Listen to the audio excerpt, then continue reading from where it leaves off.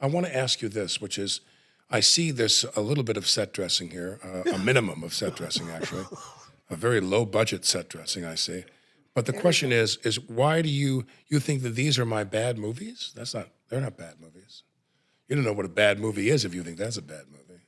Well, We could just be that's movies an in interesting general. Let him opening. respond. Let him respond. Because We're not on Fox here News. on one bad We're movie. not a talk show. No, Let's but see am it. I going to just shut up the whole time and you're going to go like this, shut up? No, I'm not going to do it the whole time. But when I go like this, that means shut up. Anyway, go ahead. I'm joking. What's your response? Why these films? Sissy? Why did you pick these Yeah. films? welcome to One Bad Movie. Could you answer my question? Yeah. Whose So- show is this? One Bad Movie is a conversation amongst folks who have different perceptions and perspectives of their interpretation of Okay. what a bad movie is. Okay, so you off-roaded it into a little promo there. What's the answer to my question? What about these films? Why do So you think what they're are bad those films? titles, babe? What are those titles? Last again? Shot I did with Matthew Broderick, and Path to War I did. John Frankenheimer's last project, he died right after that, with Michael Gambon. Okay, so let's There's so many other films I put on this. rest in peace, Frankenheimer. We love him. But the Broderick Project, that was a great film.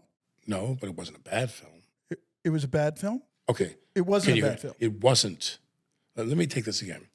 The Last Shot was not a bad film. I didn't hear that T the first time. Sorry. Okay, it's okay. Well, I know you're hearing impaired, but go ahead.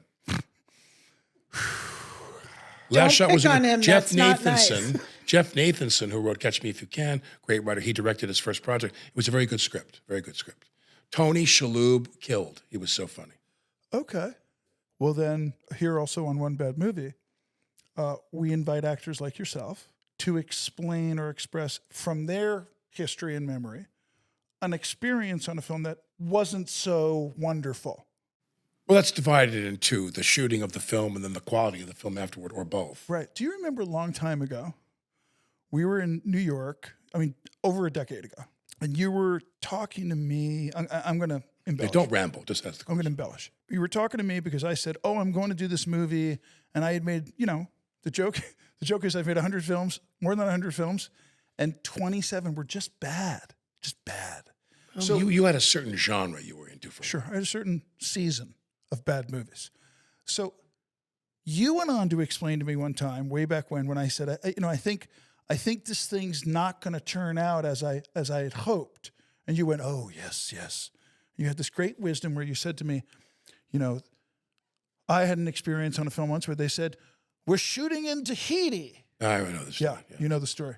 And then they get on the boat with them, and it leaves the dock, and they We start went to heading Newark.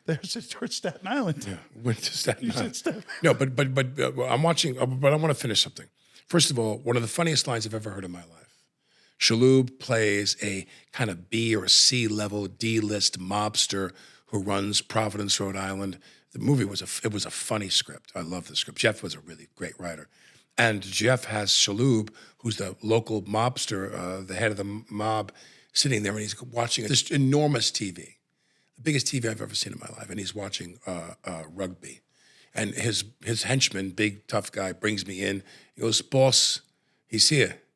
And all of a sudden you see Shalhoub just hold his finger up like this, and he's watching the rugby match. And he says this great line. He says, "Last week, the guy in the bottom of the pile put his finger up the other guy's ass." And he pauses and says, "Whatever happened to sportsmanship?" We all were sobbing, laughing Yeah. when we did that.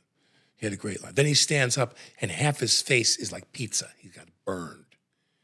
And he turns to me, and I like look at him. I go, and I see his face for the first time. He looks at me, and goes, "I see you looking at my face." I'm like, "What else am I gonna be looking at?" He goes, "My wife, I was handcuffed to the bed, and she poured lighter fluid on me and set me on fire." And my eyes are bulging. I'm going, and he goes, "6 months later, our marriage was over." He is probably one of the 5 funniest guys I've ever seen. Anyway, so Favreau was on his show Dinner for Five in the old days, and Favreau is there. I'm like watching this thing at like 3 o'clock in the morning. I can't sleep. And Favreau says to the assembled guests, the famous people there, Carrie Fisher, whatever, he says, "Well, it really comes down to these three things, doesn't it? Cast, script, director." He goes, "And you can afford to take a chance on one. maybe. Wow. But if you're asked to take a chance on 2, don't do the movie. And I was like, why the didn't I hear this 25 years ago? I would have Did changed he my swear life. in this? Why the heck didn't I Are you hear this allowed to 25 swear? years? You're free to express yourself here. Yeah, you're free to. Oh, you prefer I not swear? free Did it to- offend No, you? I just was Oh, it saying offend you? when you on a podcast. Where are your can brothers you and you're swear? offended by swearing? Well, That's- I leave seems the odd. room when you do that. that seems odd. I leave the room. All right, so I'm sorry. You're the host. Continue. This is the way it always is. Can't laugh. You can't It's laugh. always this So way. not now, but further down the conversation here this afternoon, because we're going to be here for the next 2, 3, 4 hours. So You are. That's a John.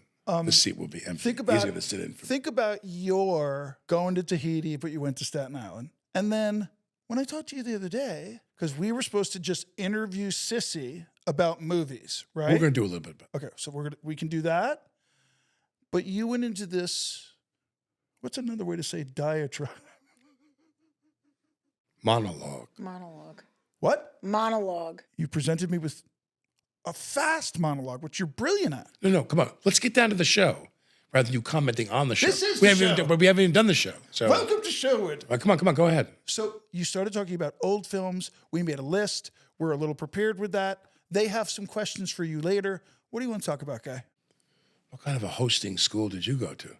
What do you want to Massapequa. talk about? I'm You from- just you decide what we talk. But let me just say this: myself and my 3 brothers went into the film and television business, and my 2 sisters didn't. And when I was young, and I won't go on to my usual spiel about me being young and dad and $1 million movie, and which was my life.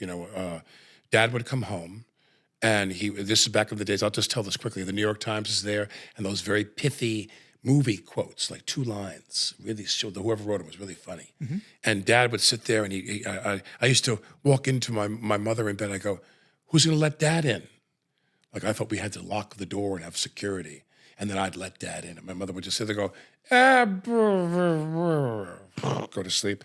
I'd wait for Dad. He'd come home. He'd eat a little something. We'd go in the living room. We'd get the New York Times. He'd go, 5 Graves to Cairo with Franchot Tone. That's a heck of a movie. And I say, let's watch a little bit. He goes, no, it's 11:30. You got to go to bed. I'd say, we're going to watch the Late Show. Back when it was called the Late Show. Then it was the Late Show. Then at 3 o'clock, the Late Show. They'd show a movie on CBS. They'd show the Late Show, and I'd sit there and go, let's just watch a couple minutes. So he goes, all right, but you got to go to bed in 10 minutes. The Late I go, Show. great.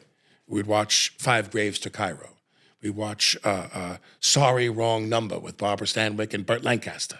We watch this and this and this. But what would happen? Within 10 minutes, Dad would pass out. He'd fall asleep. Right. He'd be laying there going on the couch. And I'd watch the whole movie till 1 o'clock in the morning.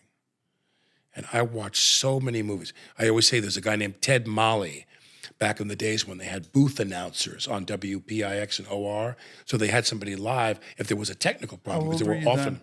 pardon me? How old were you then? A child. I was like 10. 10. And the point is, Ted Molly would be in a booth, and they had, in case there was a technical problem, which often there were. We are experiencing technical difficulties. He'll be back in a moment. There was a test pattern, or it's like their logo. Yeah. And I would sit there, and you'd hear him do the promos for the next week. The $1 Million Movie was over. What movie's theme song is the theme song for $1 Million Movie? What movie? I'll give you a choice. Ready? Spartacus, High Noon, Gone with the Wind, or How the West Was Won. Which one is the theme song? 2. Which is what? Those are the 4 choices of a theme song. 2 what? Two. I didn't hear that part either. To Right. $1 Million Dollar Movie would have a theme song that Right. was the theme song of a famous movie. Oh, Spartacus, High Noon, Gone with the Wind, or I'm going to guess. Go ahead. You going to guess? Go guess.